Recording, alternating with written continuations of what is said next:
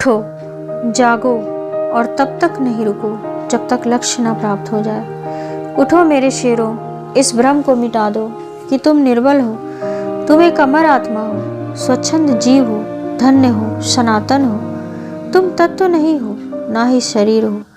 तत्व तुम्हारा सेवक है, तुम तत्व के सेवक नहीं हो।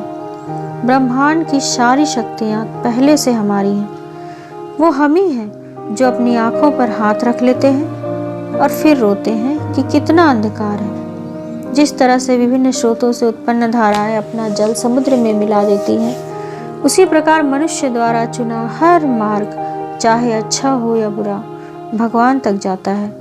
किसी की निंदा ना करें। अगर आप मदद के लिए हाथ बढ़ा सकते हैं तो जरूर बढ़ाएं। अगर नहीं बढ़ा सकते तो अपने हाथ जोड़िए, अपने भाइयों को आशीर्वाद दीजिए और उन्हें अपने मार्ग पर जाने दीजिए।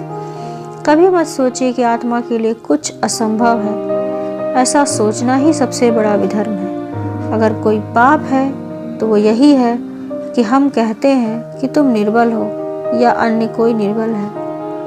अगर धन दूसरों की भलाई में मदद करे तो इसका कुछ मूल्य है, वरना सबसे बड़ी बुराई है। इससे जितना जल्दी छुटकारा मिल जाए बेहतर होगा। जिस समय जिस काम के लिए प्रतिज्ञा करो, ठीक उसी समय पर उसे करना चाहिए, नहीं तो लोगों का विश्वास उठ जाता है। उस व्यक्ति ने अमरत्व प्राप्त कर लिया है जो किसी सांसारिक वस्तु से व्याकुल नहीं होता। हम वो हैं जो हमें यह हमारी सोच ने बनाया है।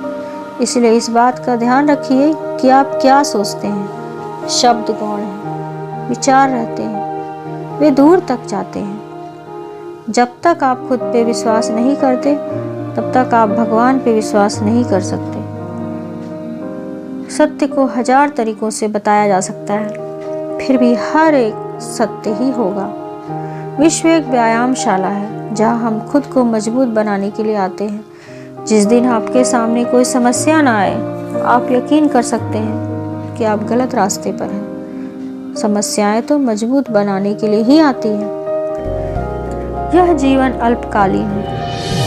संसार की विलासिता क्षणिक है, लेकिन जो दूसरों के लिए जीते हैं वे वास्तव में जीते हैं। एक शब्द में यह आदर्श कि तुम परमात्मा हो। भगवान की एक परम प्रिय के रूप में पूजा की जानी चाहिए, इस या अगले जीवन की सभी चीजों से बढ़कर।